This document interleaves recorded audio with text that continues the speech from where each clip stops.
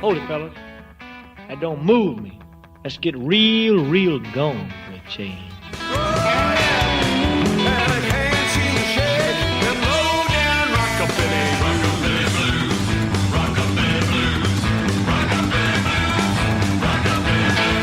It's time to get real gone on the Rockabilly and Blues Radio Hour.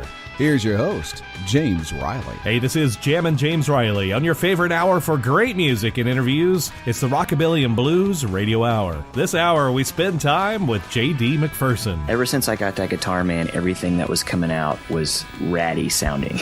It was like it's funny, like people say guitars have songs in them. That guitar had a record in it for sure. So much more from J.D. as we talk about his new record, Undivided Heart and Soul, and so much more. Let's kick it off with a tune from J.D. McPherson. Comes to us from the Mr. Peabody and Sherman Show soundtrack. It's Crazy Horse. Hey, this is J.D. McPherson. Keep it right here for more of the Rockabilly and Blues Radio Hour with Jammin' James Riley.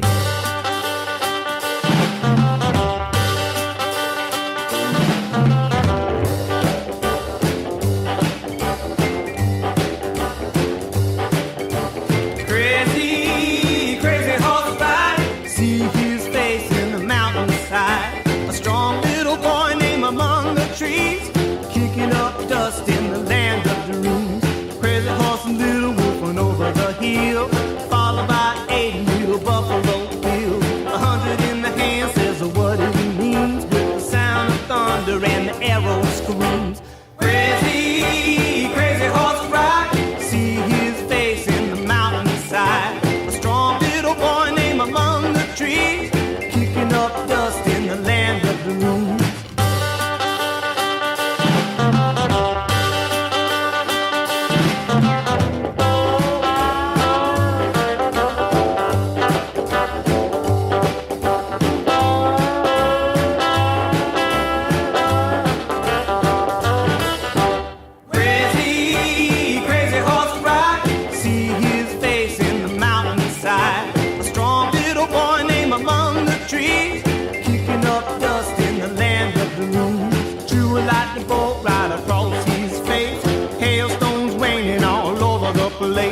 One fist full and the other one raised. He never got hit even though he got chased. Crazy, crazy horse ride. See his face in the mountainside. A strong little boy named among the trees, kicking up dust in the land of dreams.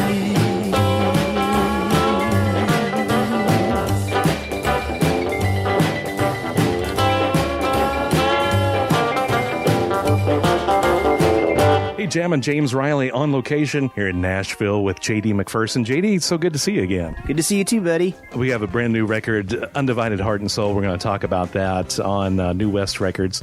But we'll back up a little bit. You moved to Nashville, a year or two ago? Yeah, about 2 years ago. A year, the first year we were sort of down in the Franklin area kind of scoping things out. And then last August we moved into town proper. So besides the crazy traffic, what's been tough to get used to? Or has it been an easy transition coming from the Tulsa area? For me, really the only issue is the traffic. Everything else is, it's pretty easy to get here and get settled. The school systems was a little hurdle, but we got over that pretty quickly, but the traffic persists.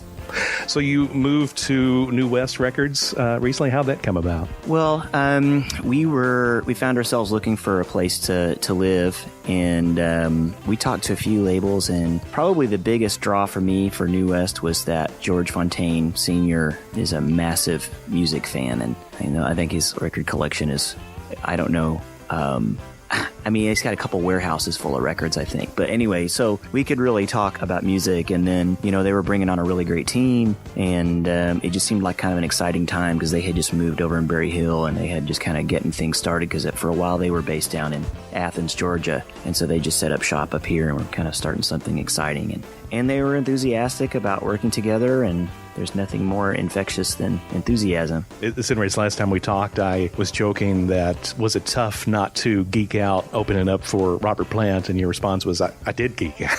Yeah. But you also just recently opened up for the Brian Setzer Orchestra. That had to be pretty cool. Yeah, I already had my chance to geek out on him a while back. We played in Minneapolis in First Ave. And I think maybe in the last time we played there, he lives there, and he showed up. After the show, we were just in the green room, and here comes Brian Setzer wearing brothel creepers and a drape coat, and just about fell on the floor. And I remember the first thing he said was, "Why don't you put a little more energy into that show? Why don't you?"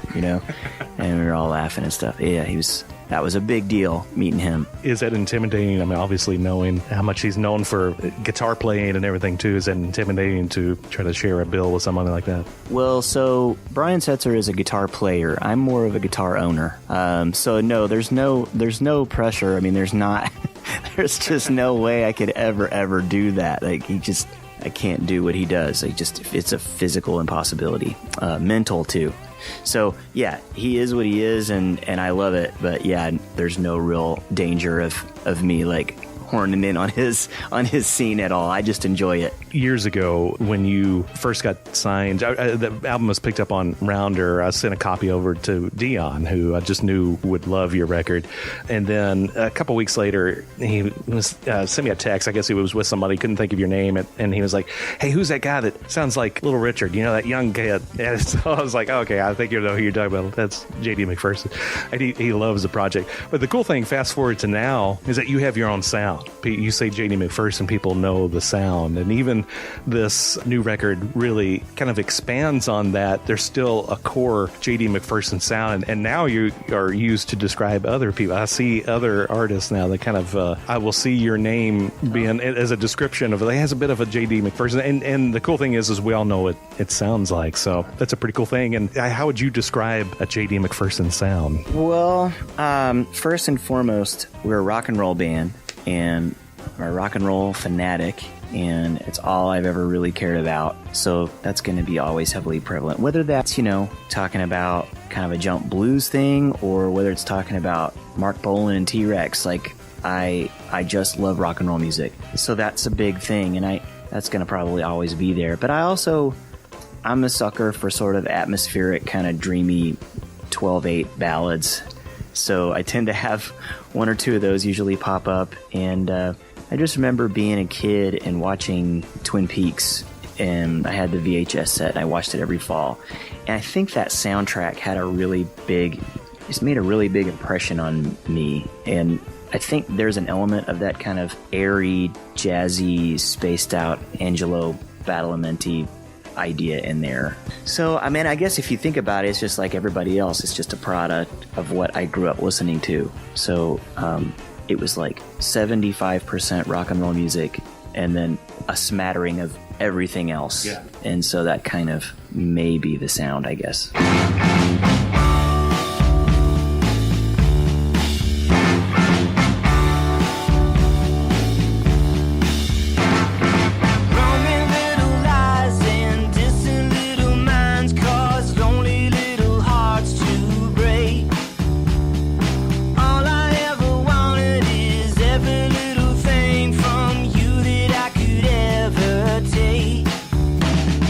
Left alone and unrequited.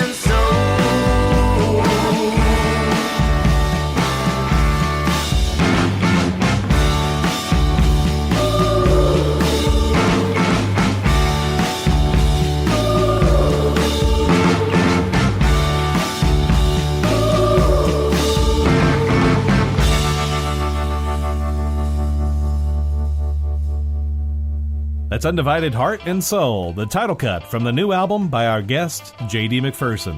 You guys play out a lot. You play with other artists, play in some other festivals.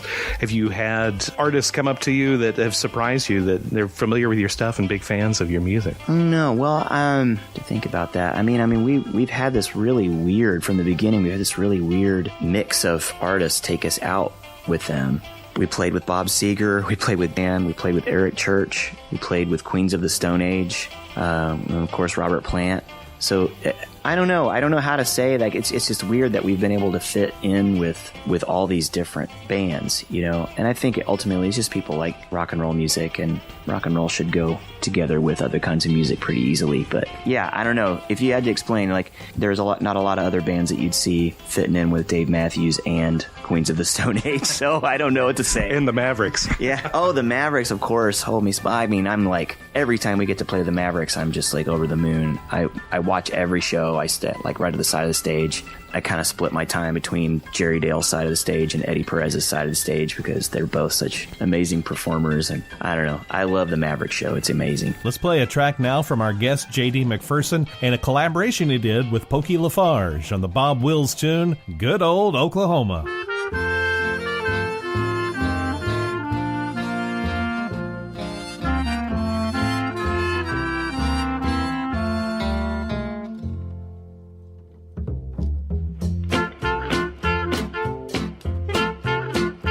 Where the mistletoe grows in the treetops, and the birds sing a sweet melody. Oklahoma, your land of the Sooner, and the people are always carefree. I declare we love it, we're crazy about it. Oklahoma, we love you, you know. And we'll never forget your good people, and we'll praise you wherever we go. As we travel the long, lonesome highway, we meet people here and there, crossing the wide-ranging mountain, where there's beauty beyond all compare. I declare we love it, we're crazy about it. Oklahoma, we love you, you know. And we'll never forget your good people, and we'll praise you wherever we go.